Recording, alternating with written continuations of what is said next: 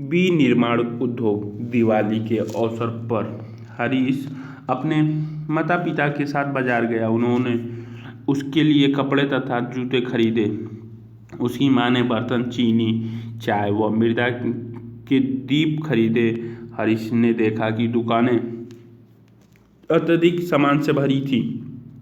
चीज़ों को इतनी अधिक मात्रा में देखकर वह हैरान था। उसके पिता ने समझाया कि जूते, कपड़े, चीनी आदि बड़े उद्योगों में मशीनों द्वारा बनाए जाते हैं। छोटे उद्योगों में बर्तन बनाए जाते हैं तथा दीप जैसी चीज़ें व्यक्तिगत तौर पर कारीगर द्वारा घरेलू उद्योग में बनाई जाती हैं। क्या आप इन उद्योगों के विषय में जानते हैं? कच्चे पदार्थ को मूल्यवान उत्पाद में परिवर्तित कर अधिक मात्रा में वस्तुओं के उत्पादन को विनिर्माण या वस्तु निर्माण कहा जाता है। क्या आप जानते हैं कागज लकड़ी से, चीनी गन्ने से लोहा, इस्पात, लौह अयस्क से, एल्युमिनियम बॉक्साइट से निर्मित है। क्या आप यह भी जानते हैं कि कई किस्म के कपड़े ऐसे रेशों से बनते हैं जो रेशा उद्योग में बनते हैं। द्वितीय कार्यों में लगे व्यक्ति कच्चे माल को परिष्कृत वस्तुओं में परिवर्तित करते हैं। स्टील, कार, कपड़ा उद्योग, बेकरी तथा पेय पदार्थ संबंधी उद्योगों में लगे श्रमिक इसी वर्ग के अंतर्गत आते हैं। कुछ व्यक्ति सेवाएं प्रदान करने में रोजगार पाते हैं। इस अध्याय में हम द्वितीय क्रियाओं के अंतर्गत विनिर्माण उद्योगों के विषय में पढ़ेंगे। किसी देश की आर्थिक उन्नति विनिर्माण उद्योगों के विकास से मापी जाती है। विनिर्माण का महत्व। विनिर्माण उद्योग सामान्यतः विकास की तथा विशेषतः आर्थिक विकास की ऋण समझे जाते हैं, क्योंकि विनिर्माण उद्योग न केवल कृषि के आधुनिकीकरण में सहायक है, वरना द्वितीयक व तृतीयक सेवाओं में रोजगार उपलब्ध कराकर कृषि पर हमारी निर्भरता को कम करते हैं। देश में औद्योगिक विकास बेरोजगारी तथा गरीबी उन्मूलन की एक आवश्यक शर्त है। भारत में सार्वजनिक तथा संयुक्त क्षेत्र में लगे उद्योग इसी विचार पर आधारित थे। जनजातीय तथा पिछड़े क्षेत्रों में उद्योग की स्थापना का उद्देश्य भी क्षेत्रीय असमानताओं को कम करना था।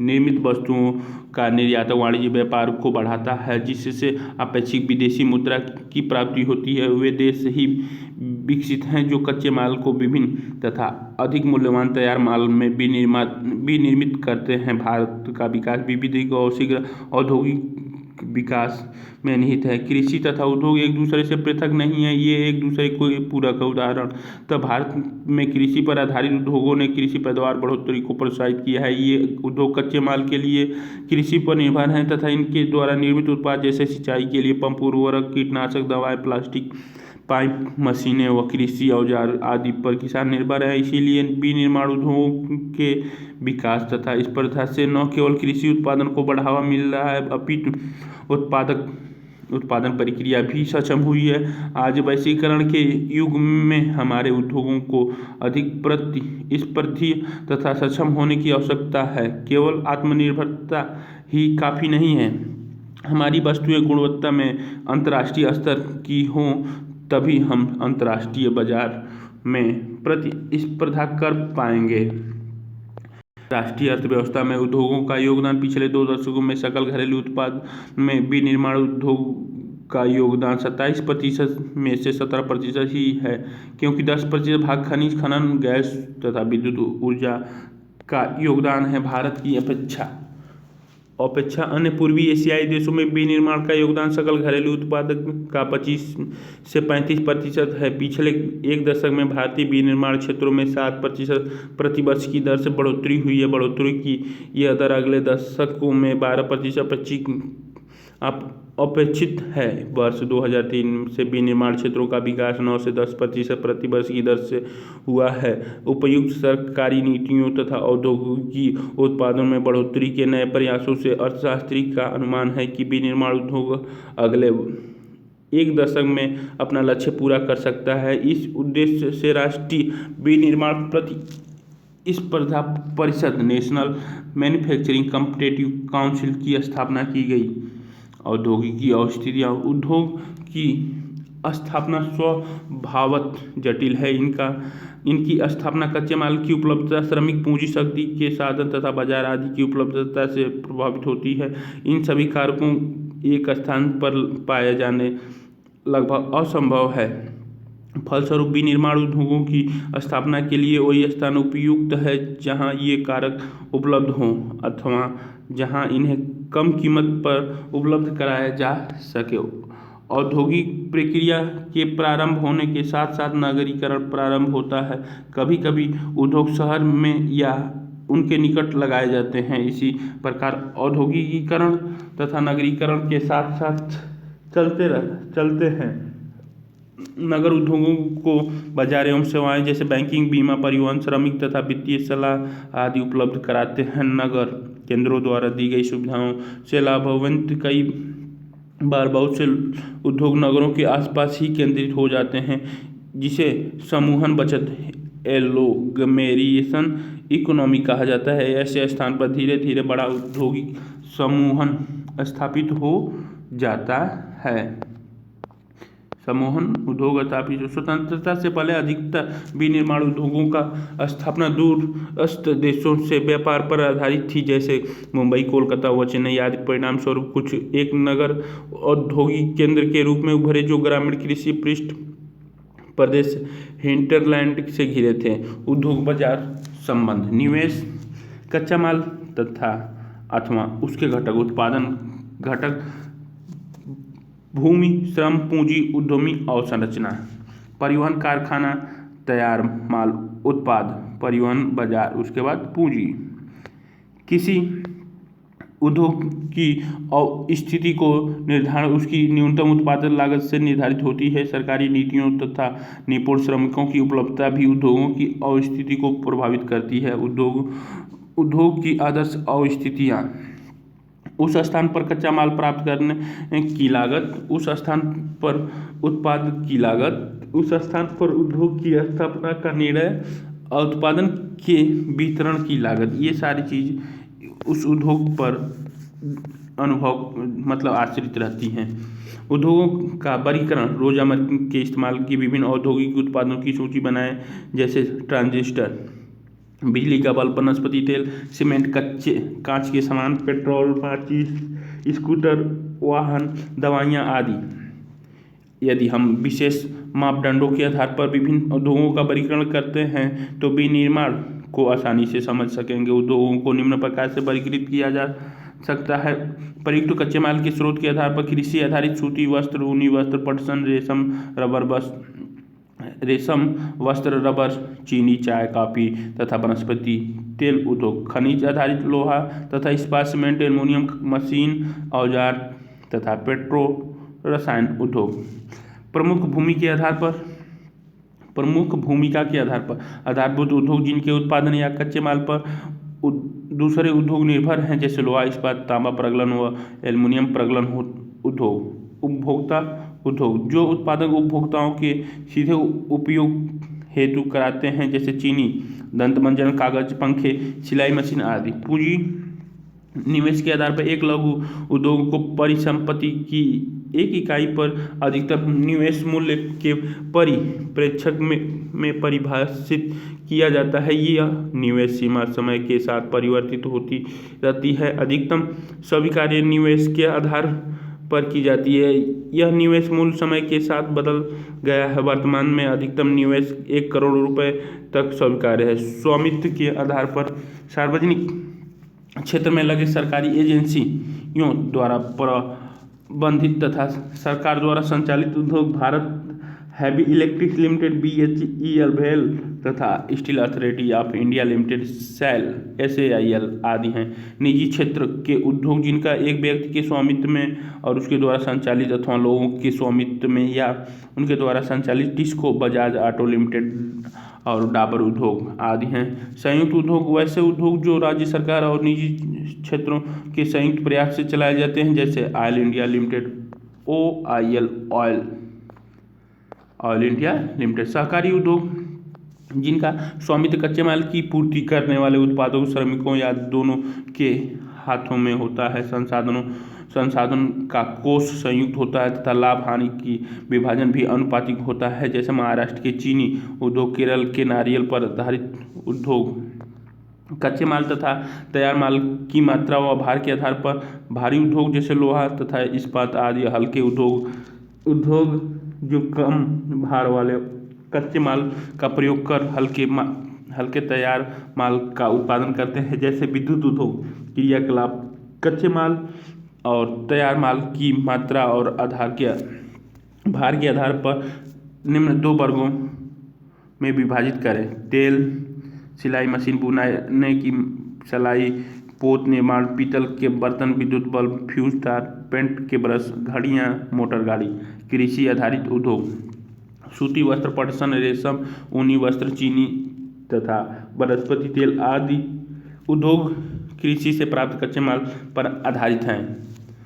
वस्त्र उद्योग भारतीय अर्थव्यवस्था में वस्त्र उद्योग का अपना अलग महत्व है, क्योंकि इसका औद्योगिकी उत्पादन में महत्वपूर्ण योगदान है। देश का यह अकेला उद्योग है जो कच्चे माल से उच्चतम अतिरिक्त मूल्य उत्पादक तक की श्रृंखला में परिपूर्ण तथा आत्मनिर्भर है। सूती वस्त्र उद्योग प्राचीन भारत में सूती वस्त्र हाथ से कताई और हथकरघा बुनाई तकनीकी से बनाए जाते थे। 18वीं शताब्दी के बाद विद्युतीय करघों का उपयोग होने लगा। औपनिवेशिक काल के दौरान हमारे पारंपरिक उद्योग को बहुत हानि हुई, क्योंकि हमारे उद्योग इंग्लैंड के मशीनी निर्मित वस्त्रों से स्पर्धा नहीं कर पाए। सूती वस्त्र उद्योग के अतिरिक्त मूल्य उत्पादन, रेशम उत्पादन, धुलाई कताई। रेशम उत्पादन में कच्चा रेशा, धुलाई कताई में सूत, बुनाई में कपड़ा, रंगाई व परिष्करण में वस्त्र या गारमेंट और वस्त्र विनिर्माण हो जाता है। पहला सफल सूती वस्त्र उद्योग 1854 में मुंबई में लगाया गया। यूरोप 2 विश्व युद्धों से जूझ रहा था तथा भारत इंग्लैंड के अधीन था। ऐसे में इंग्लैंड में कपड़े की मांग आपूर्ति हेतु भारतीय सूती वस्त्र उद्योग की प्रोत्साहन मिली। आरंभिक वर्षों में सूती वस्त्रों उद्योग महाराष्ट्र तथा गुजरात के कपास उत्पादक क्षेत्र तक सीमित थे।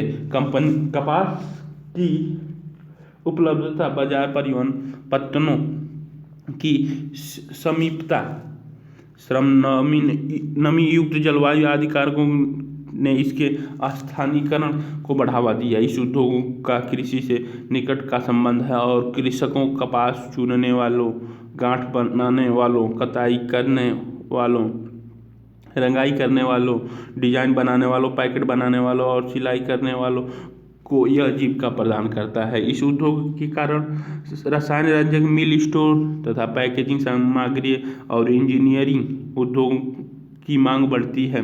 फलस्वरूप इन उद्योगों का विकास होता है। यद्यपि कताई कार्य महाराष्ट्र, गुजरात तथा तमिलनाडु में केंद्रित है, लेकिन सूती, रेशम, जरी, कशीदाकारी आदि में बुनाई के पारंपरिक कौशल और डिजाइन देने के लिए बुनाई अत्यधिक भी केंद्रित है। भारत में कताई उत्पादन विश्व स्तर का है, लेकिन बुनी वस्त्र कम गुणवत्ता वाला है, क्योंकि यह देश में उत्पादित उच्च स्तरीय धागों का अधिक प्रयोग नहीं कर पाता है। मुंबई बुनाई के कार्य हथकरघों, विद्युत करघों व मिलों में होता है।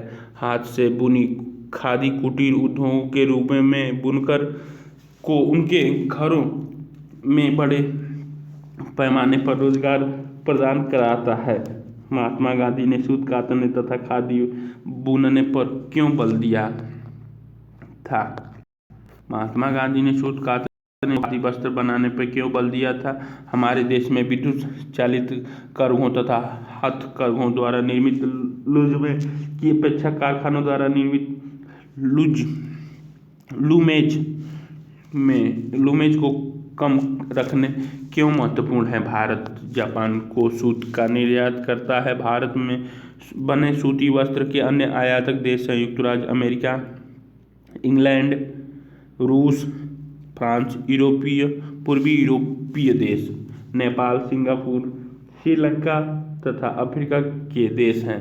सूती रेशे के विश्व व्यापार में हमारे देश की भागीदारी काफ़ी महत्वपूर्ण है। यह कुल अंतर्राष्ट्रीय व्यापार का लगभग 1/4 भाग है। हमारे कताई कारखाने विश्व स्तर पर प्रतिस्पर्धा कर सकते हैं और हम जो सूत पैदा करते हैं उसका उपभोग करने में सक्षम है, लेकिन बुनाई और कताई तथा प्रक्रमण इकाइयाँ देश में उत्पन्न किए गए उच्च कोटि के धागों का उपयोग नहीं कर पाती। इस क्षेत्र में कुछ ही बड़े और आधुनिक कारखाने हैं तथा अधिकतर छोटी और बिखरी हुई इकाई ही है जिसका उत्पादन स्थानीय बाजारों की मांग को ही पूरा कर पाता है। यह इस उद्योग की एक बड़ी कमी है। इसके परिणाम स्वरूप हमारे बहुत से कताई वाले सूती धागों का निर्यात करते हैं, जबकि परिधान निर्माताओं को कपड़ा आयात करना पड़ता है। धागा 85 रुपये प्रति किलोग्राम की दर से बेचा जाता है। अगर यह पतलून के रूप में बेचा जाए तो इसकी कीमत 800 रुपये प्रति किलोग्राम है।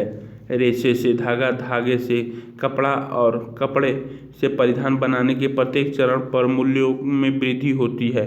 हमारे लिए अधिक मात्रा में धागों के निर्यात की अपेक्षा अपने बुनाई क्षेत्रों को सुधारना क्यों आवश्यक है।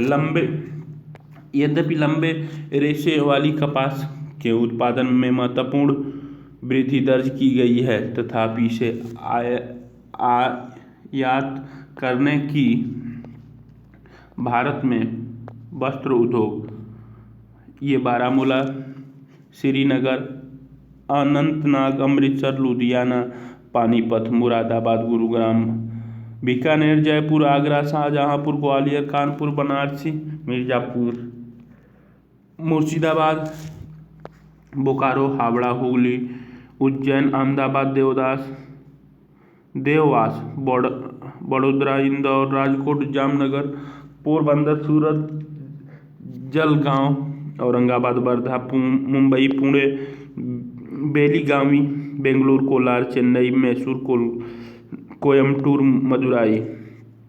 सूती वस्त्र के लिए काले वाले, ऊनी वस्त्र के लाल स्टार वाले और बीच में चरकोन वाले, रेशम वस्त्र वाले चरकोन। सूती भारत में सूती, ऊनी और रेशम वस्त्र उद्योग का वितरण दिखाया गया है। आपके चित्र से आवश्यकता महसूस की जाती है। विशेषतः बुनाई व अन्य संबंधित क्षेत्रों में अनियमित विद्युत आपूर्ति को दूर करने तथा नई मशीनरी के उपयोग की आवश्यकता है। अन्य समस्याओं में कम श्रमिक उत्पादकता तथा कृत्रिम वस्त्र उद्योगों से प्रतिस्पर्धा आदि।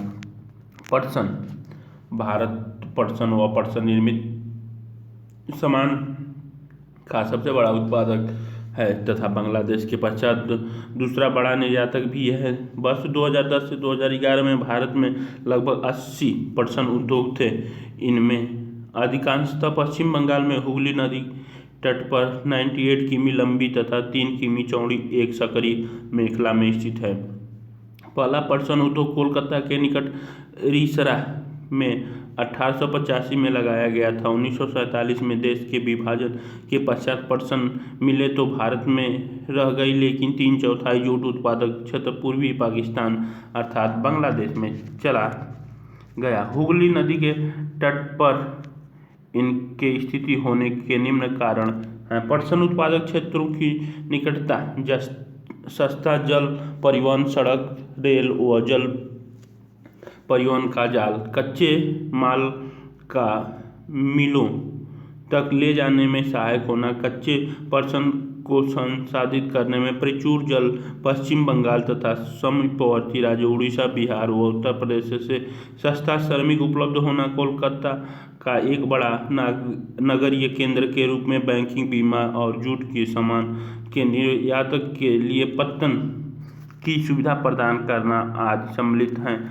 इस उद्योग की चुनौती में अंतर्राष्ट्रीय बाजार में कृत्रिम वस्त्रों से और बांग्लादेश, ब्राज़ील, फिलीपींस, मिस्र तथा थाईलैंड जैसे अन्य देशों में कड़ी स्पर्धा शामिल है। यद्यपि पटसन पैकिंग की अनिवार्य प्रयोगों की सरकारी नीतियों के कारण कि घरेलू मांग बढ़ती है, तथापि मांग बढ़ने हेतु उत्पादन में विविधता भी आवश्यक है। पर्सन के प्रमुख खरीदारी अमेरिका, कनाडा, घाना, सऊदी अरब, यूनाइटेड किंगडम और ऑस्ट्रेलिया है। बढ़ते वैश्विक पर्यावरण अनुकूल जैव निम्नीकरणीय पदार्थों के लिए विश्व की बढ़ती जागरूकता ने पुनः जूट उत्पादों के लिए अवसर प्रदान किया है। जूट उत्पादों के लिए अवसर प्रदान किया है। चीनी उद्योग, भारत का चीनी उत्पाद में विश्व में दूसरा स्थान है, लेकिन गुड़ व खांडसारी के उत्पादन में इसका प्रथम स्थान है। इस उद्योग में प्रयुक्त कच्चा माल भारी होता है तथा ढुलाई में इसके सुक्रोज की मात्रा घट जाती है। चीनी मिलें उत्तर प्रदेश, बिहार, महाराष्ट्र, कर्नाटक, तमिलनाडु, आंध्र प्रदेश, गुजरात, पंजाब, हरियाणा तथा मध्य प्रदेश राज्यों में फैली हैं। चीनी मिलों का 60% उत्तर प्रदेश तथा बिहार में है। यह उद्योग मौसमी है, अतः सहकारी क्षेत्रों के लिए उपयुक्त है। क्या आप बता सकते हैं ऐसा क्यों?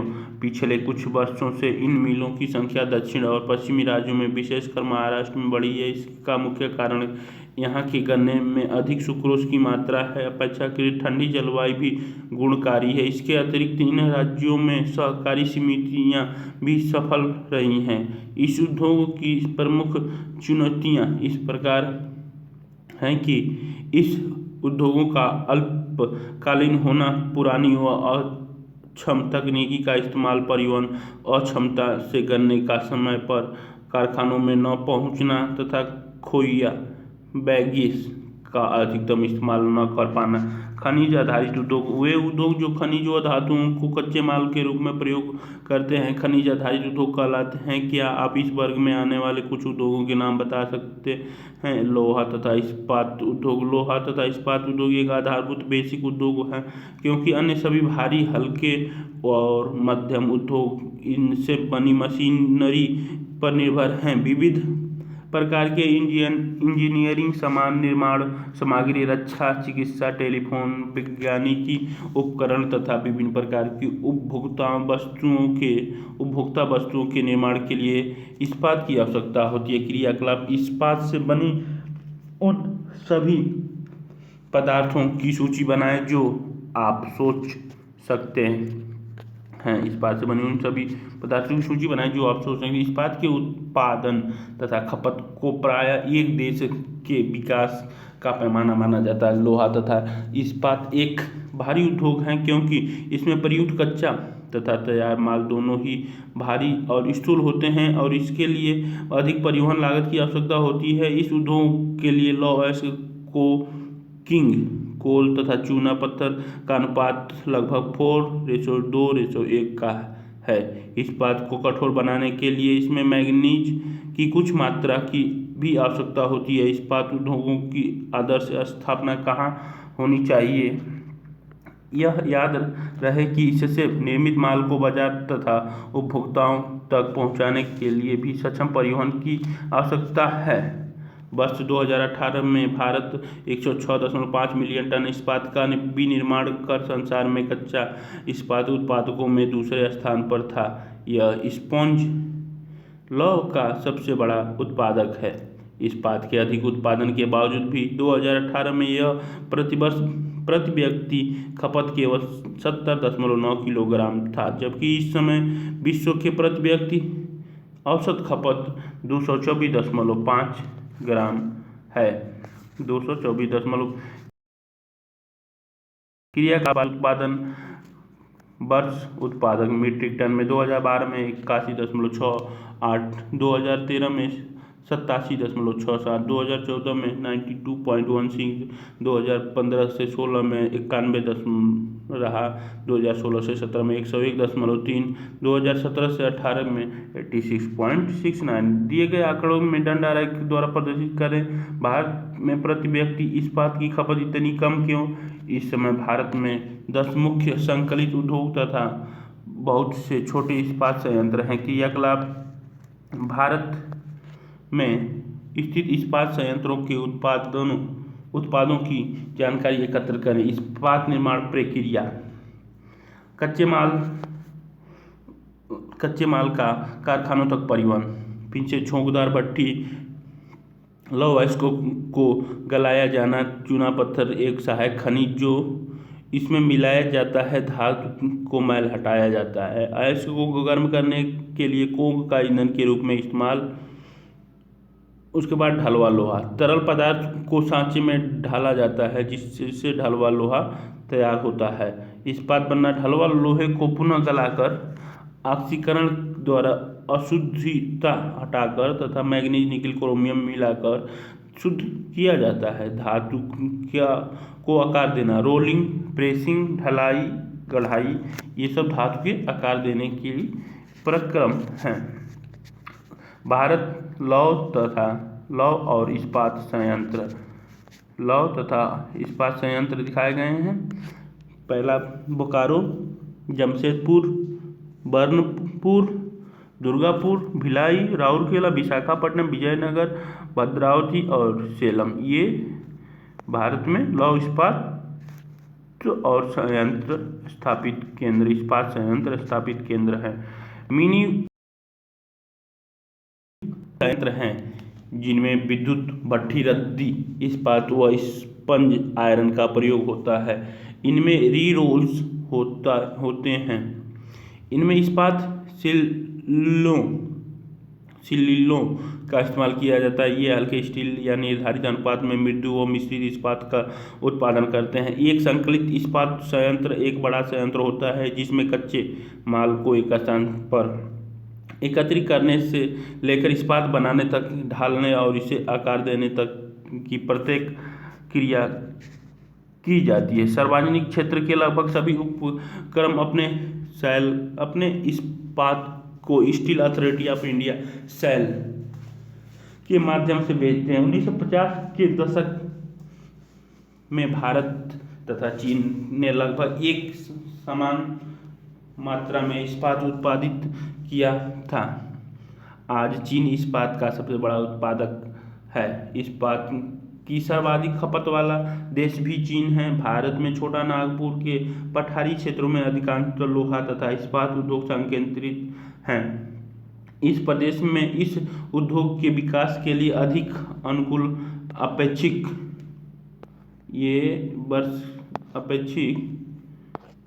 अपेक्षित परिस्थितियां हैं।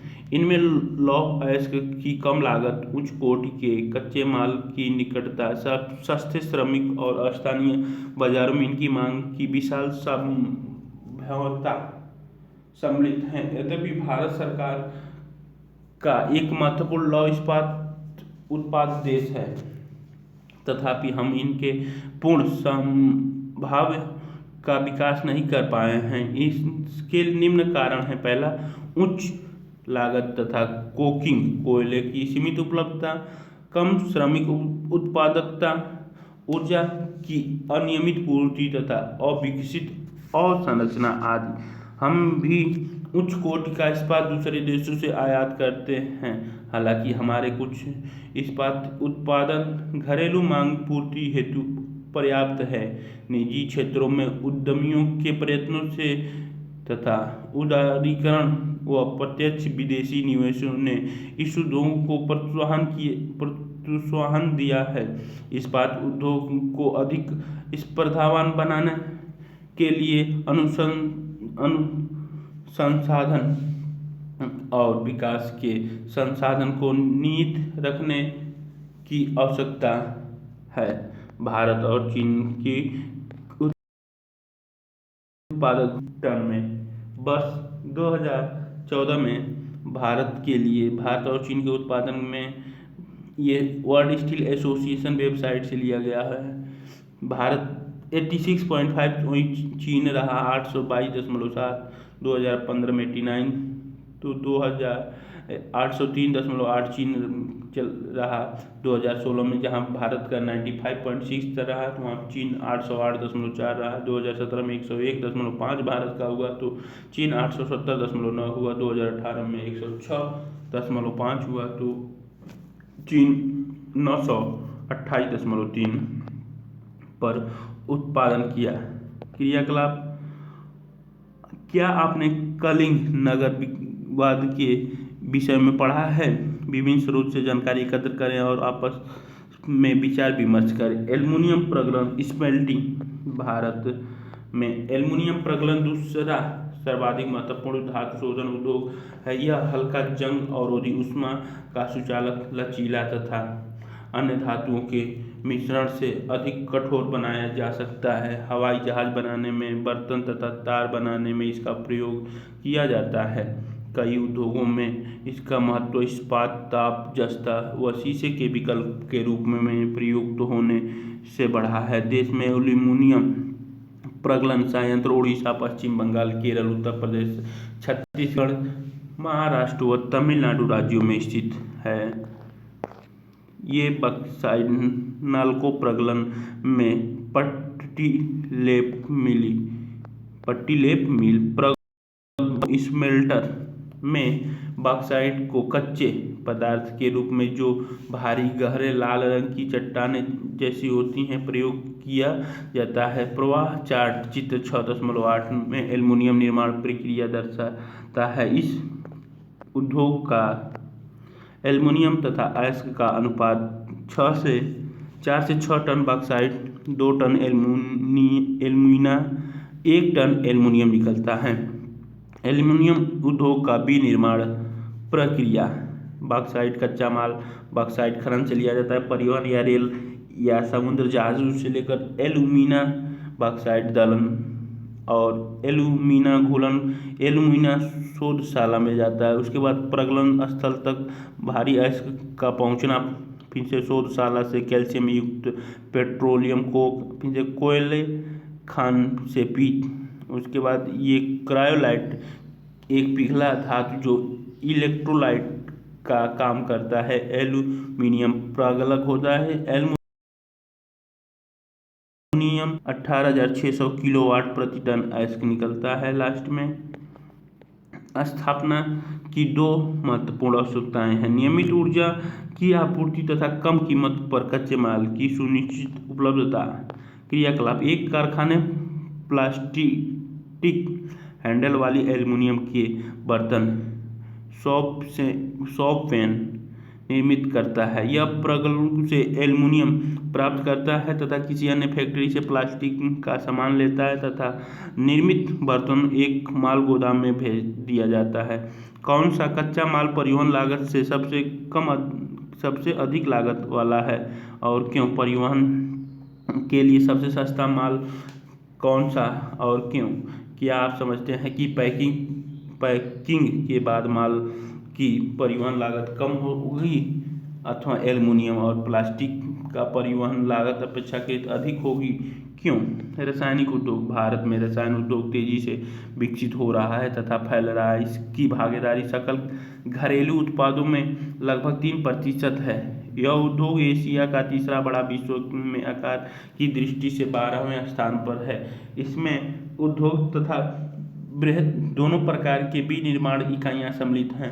अकार्बनिक और कार्बनिक दोनों क्षेत्रों में तीव्र वृद्धि दर्ज की गई है। कार्बनिक रसायनों में सल्फ्यूरिक अम्ल, अकार्बनिक रसायन में सल्फ्यूरिक अम्ल उर्वरक, कृत्रिम वस्त्र, प्लास्टिक, गोंद, रंग, रोगन, डाई आदि के निर्माण में प्रयुक्त की जाए। नाइट्रिक अम्ल, क्षार, सोडा एस, कांच, साबुन, शोधक या अपमार्जक कागज में प्रयुक्त होने वाली रसायन तथा कास्टिक सोडा आदि शामिल हैं। इन उद्योगों का देश में विस्तृत फैलाव है। क्या आप बता सकते हैं कि ऐसा क्यों? कार्बनिक रसायनों में पेट्रो रसायन शामिल हैं जो कृत्रिम वस्त्र, कृत्रिम रबर, प्लास्टिक, रंजक पदार्थ, दवाइयाँ, औषधीय रसायनों के बनने में प्रयोग किए जाते हैं। ये उद्योग तेल शोधन शालाओं में या पेट्रो रसायन संयंत्रों के समीप स्थापित हैं। रसायन उद्योग अपने आप में एक बड़ा उपभोक्ता भी है। आधारभूत रसायन एक प्रक्रिया द्वारा अन्य रसायन उत्पन्न करते हैं जिनका उपयोग औद्योगिकी अनुप्रयोग, कृषि अथवा उपभोक्ता बाजारों के लिए किया जाता है। ऐसे ही उत्पादों की एक सूची बनाइए। उर्वरक उद्योग नाइट्रोजनी उर्वरक मुख्यतः यूरिया, फास्फेटिक उर्वरक DAP तथा अमोनियम सल्फेट या और मिश्रित उर्वरक जिसमें 3 मुख्य पोषक उर्वरक नाइट्रोजन, फास्फेट व पोटाश शामिल हैं के उत्पादन क्षेत्र के इर्द गिर्द केंद्रित हैं। तीसरा अर्थात पोटाश पूर्णतः आयात किया जाता है, क्योंकि हमारे देश में वाणिज्यिक रूप से या किसी भी रूप में प्रयुक्त होने वाले पोटाश या पोटेशियम यौगिकों के भंडार नहीं हैं। हरित क्रांति के पश्चात यह उद्योग देश के अन्य भागों में भी फैल गया। गुजरात, तमिलनाडु, उत्तर प्रदेश, पंजाब और केरल राज्य कुल उर्वरक उत्पादनों का लगभग 50% उत्पाद करते हैं। अन्य महत्वपूर्ण उत्पादक राज्य आंध्र प्रदेश, उड़ीसा, राजस्थान, बिहार, महाराष्ट्र, असम, पश्चिम बंगाल, गोवा, दक्षिण गोवा, दिल्ली, मध्य प्रदेश तथा कर्नाटक हैं। सीमेंट उद्योग निर्माण कार्य जैसे घर, कारखाने, पुल, सड़कें, हवाई अड्डे, बांध तथा अन्य व्यापारिक प्रतिष्ठानों के निर्माण में सीमेंट आवश्यक है। इस उद्योग को भारी व स्थूल कच्चे माल जैसे चूना पत्थर, सिलिका और जिप्सम की आवश्यकता होती है। रेल परिवहन के अतिरिक्त इसमें कोयला तथा विद्युत ऊर्जा भी आवश्यक है। क्रियाकलाप सीमेंट विनिर्माण इकाइयों की स्थापना कहाँ से आर्थिक रूप से व्यवहारिक होगी। इस उद्योग की इकाइयाँ गुजरात में लगाई गई हैं, क्योंकि यहाँ से इसे खाड़ी के देशों के बाजार की उपलब्धता है। भारत में यह उद्योग अन्य किन राज्यों में स्थित है, उनके नाम बताइए। पहला सीमेंट उद्योग सन 1904 में चेन्नई में लगाया गया था। स्वतंत्रता के पश्चात इस उद्योग का प्रसार हुआ। गुणवत्ता के सुधार के कारण भारत की बड़ी घरेलू मांग की अतिरिक्त पूर्वी एशिया, मध्य पूर्व अफ्रीका तथा दक्षिण एशिया के बाजारों में मांग बढ़ी। यह उद्योग उत्पादन तथा निर्यातक दोनों ही रूपों में प्रगति पर है। इस उद्योग को बनाए रखने के लिए पर्याप्त घरेलू मांग और पूर्ति में वृद्धि करने के प्रयास किए जा रहे हैं। मोटर गाड़ी उद्योग मोटर गाड़ी यात्रियों तथा सामान की तीव्र परिवहन के साधन हैं। भारत में मोटरसाइकिल, स्कूटर, तिपहिया तथा बहुउपयोगी वाहन निर्मित किए जाते हैं। उदारीकरण के पश्चात नए और आधुनिक मॉडल के वाहनों का बाजार तथा वाहनों की मांग बढ़ी है, जिससे इस उद्योगों में विशेषकर कार, दोपहिया तथा तिपहिया वाहनों में अपार वृद्धि हुई है। यह उद्योग दिल्ली, गुड़गांव, मुंबई, पुणे, चेन्नई, कोलकाता, लखनऊ, इंदौर, हैदराबाद, जमशेदपुर तथा बेंगलुरु के आसपास स्थित हैं। सूचना प्रौद्योगिकी तथा इलेक्ट्रॉनिक उद्योग के अंतर्गत आने वाले उत्पादों में ट्रांजिस्टर से लेकर television, telephone cell, telecom, telephone exchange, radar, computer तथा दूरसंचार उद्योग के लिए उपयोगी अन्य उपकरण तक बनाए जाते हैं। HCL रूपनगर में केबल निर्माण, पश्चिम बंगाल। ये रूपनगर में केबल निर्माण पश्चिम बंगाल गया है चित्र में है।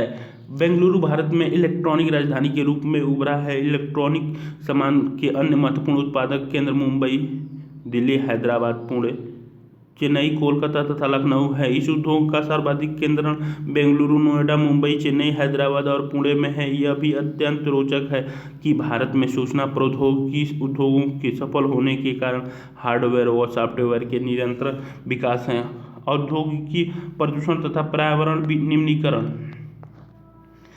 यद्यपि उद्योग को भारतीय अर्थव्यवस्था की वृद्धि व विकास में महत्वपूर्ण भूमिका है, तथापि इनके द्वारा बढ़ते भूमि, वायु, जल तथा पर्यावरण प्रदूषण को भी नकारा नहीं जा सकता। उद्योग 4 प्रकार के प्रदूषण के लिए उत्तरदायी हैं: वायु, जल, भूमि, ध्वनि। प्रदूषण करने वाले उद्योगों में ताप विद्युत गृह भी सम्मिलित हैं। वायु प्रदूषण अधिक अनुपात में अनचाही गैसों की उपस्थिति जैसे सल्फर डाइऑक्साइड तथा कार्बन मोनोऑक्साइड वायु प्रदूषण का कारण है। वायु में निलंबित कणनुमा पदार्थों में ठोस व द्रवीय दोनों ही प्रकार के कण होते हैं, जैसे धूलि, स्प्रे, कुहासा तथा धुआं। रसायन व कागज उद्योगों, ईंटों के भट्ठों, तेल शोधनशालाओं, प्रगलन उद्योग, जीवाश्म ईंधन दहन तथा छोटे बड़े कारखानों समुद्र के कारखानों प्रदूषण के नियमों का उल्लंघन करते हुए धुआं निष्कासित करते हैं। जहरीली गैसों का रिसाव बहुत भयानक तथा दूरगामी प्रभाव वाले हो सकता है। क्या आप भोपाल गैस त्रासदी के विषय में जानते हैं? वायु प्रदूषण मानव स्वास्थ्य, पशुओं, पौधों इमारतों तथा पूरे पर्यावरण पर दुष्प्रभाव डालते हैं। जल प्रदूषण उद्योग द्वारा कार्बन तथा अकार्बनिक अपशिष्ट पदार्थों के नदी में छोड़ने से जल प्रदूषण फैलता है। जल प्रदूषण के प्रमुख कारक कागज, लुगदी, रसायन, वस्त्र तथा रंगाई उद्योग, तेल शोधन, सलाओं, चमड़ा उद्योग तथा इलेक्ट्रोप्लेटिंग उद्योग हैं। ये कुछ सॉफ्टवेयर टेक्नोलॉजी पार्क्स दिखाए गए श्रीनगर में, मोहाली, नोएडा, जयपुर, गांधीनगर, इंदौर, इधर गुवाहाटी, कोलकाता, भुवनेश्वर, विशाखापट्टनम, हैदराबाद, मुंबई, पुणे, बेंगलुरु, मैसूर, चेन्नई, तिरुवनंतपुरम में ये सॉफ्टवेयर टेक्नोलॉजी दिखाई गई। इन जगहों पर सॉफ्टवेयर टेक्नोलॉजी स्थापित हैं। अपमार्जक अम्ल, लवण तथा भारी धातु जैसे शीशा, पारा, कीटनाशक, उर्वरक, कार्बन, प्लास्टिक और रबर सहित कृत्रिम रसायन आदि जल में वाहित करते हैं। भारत के मुख्य अपशिष्ट पदार्थों में फ्लाई ऐश, फास्फो, जिप्सम तथा लोहा इस्पात की अशुद्धियाँ स्लैग हैं। तापीय प्रदूषण, जब कारखानों तथा ताप घरों से गर्म जल को बिना ठंडा किए ही नदी तथा तालाबों में छोड़ दिया जाता है तो जल में तापीय प्रदूषण होता है। जलीय जीवन पर इसका क्या प्रभाव होगा? परमाणु ऊर्जा संयंत्रों के अपशिष्टों व परमाणु शस्त्रों उत्पादन कारखानों से कैंसर, जन्मजात विकारों तथा अकाल प्रवश जैसी बीमारियां होती हैं। मृदा व जल प्रदूषण आपस में संबंधित हैं। मलबे का ढेर, विशेषकर कांच, हानिकारक रसायन, औद्योगिक बहाव, पैकिंग, लवण तथा कूड़ा करकट मृदा को अनुपजाऊ बनाता है। वर्षा जल के साथ ही ये प्रदूषक जमीन से रिसते हुए भूमिगत जल तक पहुँच कर उसे भी प्रदूषित कर देते हैं। ध्वनि प्रदूषण से खीनता तथा उत्तेजनता ही नहीं वरना श्रवण अक्षमता, हृदय गति, रक्तचाप तथा अन्य काय की व्यवस्थाएं भी बढ़ती हैं। अनचाही ध्वनि, उत्तेजन व मानसिक चिंता का स्रोत हैं। औद्योगिकी तथा निर्माण कार्य, कारखानों के उपकरण, जनरेटर, लकड़ी चीरने के कारखाने, गैस यांत्रिक तथा विद्युत ड्रिल भी अधिक ध्वनि उत्पन्न करते हैं। पर्यावरण निम्नीकरण की रोकथाम, कारखानों द्वारा निष्कासित 1 लीटर अपशिष्ट से लगभग 8 गुणा स्वच्छ जल दूषित होता है। औद्योगिक प्रदूषण से स्वच्छ जल को कैसे बचाया जा सकता है, इसके कुछ निम्न सुझाव हैं। विभिन्न प्रक्रियाओं में जल का न्यूनतम उपयोग तथा जल का 2 या अधिक उत्तरोत्तर अवस्थाओं को पुनर्चक्रण द्वारा पुनः उपयोग, जल की आवश्यकता पूर्ति हेतु वर्षा जल संग्रहण, नदियों व तालाबों में गर्म जल तथा अपशिष्ट पदार्थों को प्रवाहित करने से पहले उनका शोधन करना। औद्योगिक अपशिष्ट का शोधन 3 चरणों में किया जा सकता है। यांत्रिक साधनों द्वारा प्राथमिक शोधन, इसमें अपशिष्ट पदार्थों की छटाई, उनके छोटे छोटे टुकड़े करना, ढलान तक तलछट जमाव आदि सम्मिलित हैं। जैविक प्रक्रियाओं द्वारा द्वितीयक शोधन, जैविक, रासायनिक तथा भौतिक प्रक्रियाओं द्वारा तृतीयक शोधन, इसमें अपशिष्ट जल को पुनर्चक्रण द्वारा पुनः प्रयोग योग्य बनाया जाता है। जहाँ भूमिगत जल का स्तर कम है व उद्योग द्वारा इसके अधिक निष्कासन पर कानूनी प्रतिबंध होना चाहिए। वायु में निलंबित प्रदूषण को कम करने के लिए कारखाने में ऊंचाई चिमनियों में इलेक्ट्रोस्टैटिक अवक्षेपण, इलेक्ट्रोस्टैटिक प्रेसिपिटर, स्क्रबर उपकरण तथा गैसीय प्रदूषक पदार्थों को जड़त्वीय रूप से पृथक करने के लिए उपकरण होना चाहिए।